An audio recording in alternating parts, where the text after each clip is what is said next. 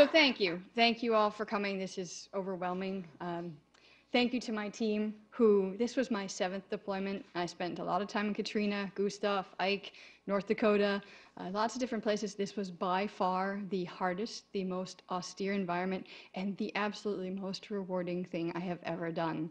I have said to my boss over and over again, both my boss here and my boss out there, that this is what I was put on earth to do, and I cannot say enough about the people that went. Gary understates his involvement. Gary was the leader out there, and anytime anything went wrong, everybody went to Gary, medically.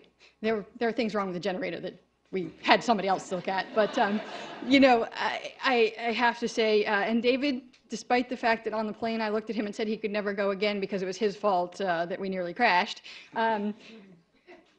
what a challenge. You became an ER physician in a day and did less surgery and more pediatrics, I think, than in a long time. And just a phenomenal group of people. I want to tell you one thing I remember starkly. The first night we actually landed where we were going to be, and everyone was very scared. We're all in the back of these dump trucks, and we are surrounded by people coming out of Tent City, and we don't know what they're saying. We were reassured by our 35 82nd Airborne Army men that were with us with big guns, but we really didn't know what to expect and whether or not they were going to try and overrun us.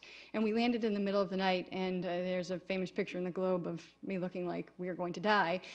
But I remember trying to sleep that night, and you couldn't after we had set up the tents, and they were chanting and chanting. And it scared me, and I said, I have no idea what they're doing, and I couldn't sleep, and I kept perseverating on this.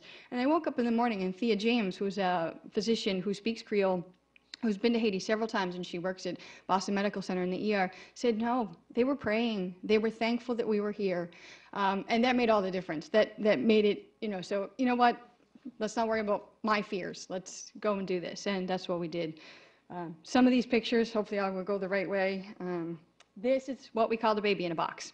So we had no cribs, no isolates, obviously, and we would use the pharmacy boxes, cut the flaps off, load it with the space blanket, put our chucks in, and that was our baby in a box. And we would write the name and the number of the baby on the side. This, I got a lucky shot leaving. We were in the back of the UN truck, and Gary is on the end with the mask on. We all had masks on from the dust and the smell of burning trash and other things. And this was us leaving. This is our team.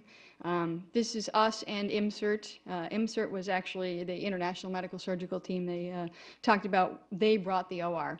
We are a medical team. We're a MASH team, basically, but they brought the OR and really enabled us to take patients from the university hospital, help offload that for surgeries they could not do. We did, and then brought the patients back, or sometimes brought them to the USS Comfort. And one day when the door opened and Nelson was standing there with this baby, we're like, oh my goodness, Nelson! So we can take any questions, and I think he's going to. We've actually got some slides. Oh, we've got some more slides. Oh. There we go. So just a couple last ones. This was actually us, I believe, going, because I've got the white cooler, and we look showered. So this was us actually leaving Atlanta, and we are, just so you know, with the DMAT, Gary explained a little bit, we are a uniformed service. They're intermittent federal employees when we are called.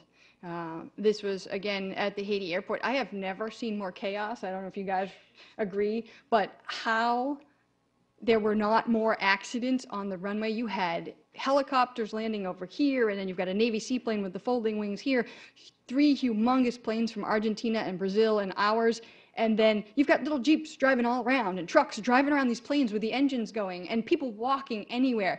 And it was just absolute chaos. And yes, this is the famous picture of "We are going to die." This is, again, a shot I got on the way out of the UN convoy taking us out, and just the trash on the side of the road. And there would be 2-, 3-, 4-year-olds picking through the trash next to pigs that were literally 5 times the size of them, and stepping over bodies still. 2 weeks later, when we left, there were still bodies on the side of the road. And this is me in my N95. Another one of Dave Mooney's talents, which he probably hides while he's here, is he's a phenomenal cleaner. So we took over one of the classrooms, and Dave volunteered to help me. And there was this much dust, asbestos, and nasty stuff on the floor and in this classroom. And we cleaned it all out in 2 hours and had it up and running as both the pharmacy, the sick bay, and the lab within 2 hours. So thank you, David. That's all I have to say.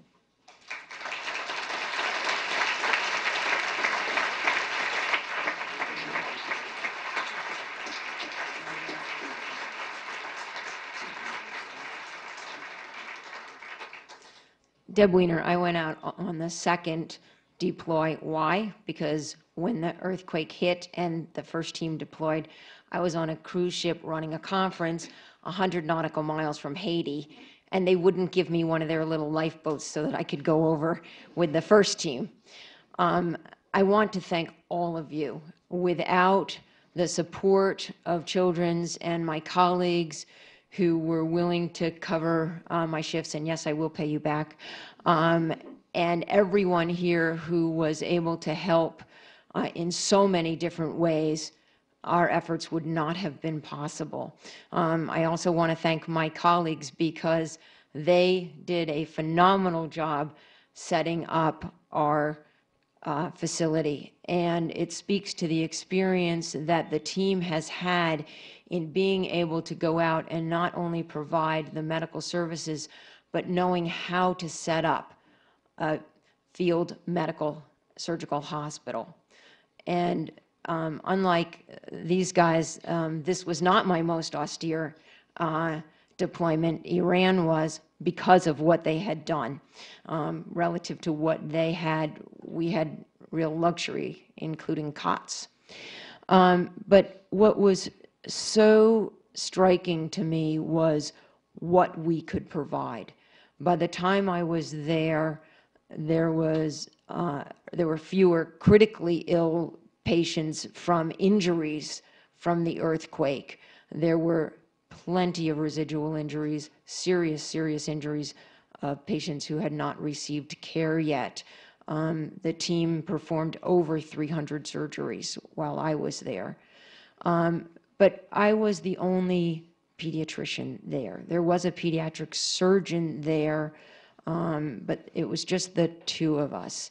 And being able to provide that care for those children when we didn't have other team members who could do that was really an honor and a privilege, and the team rallied around to help us, since about 50% of the patients were children, a few of which did not wish to be put down, including the child we continued to take care of during our time, and who eventually we reunited with his family. I think that I reflect on what Children's has given me in terms of experience that I could bring there, and I was very proud of the level of care we were able to provide in that austere environment, and even more proud of what we can provide here. We did work with the local clinic that was across the street with a wonderful pediatrician. The collaboration was fantastic, comparing the differences in the care we can provide here and there was really striking, was very sad, and I hope that we can continue to do more to provide for the wonderful, resilient people of Haiti who are so grateful to us. Thank you.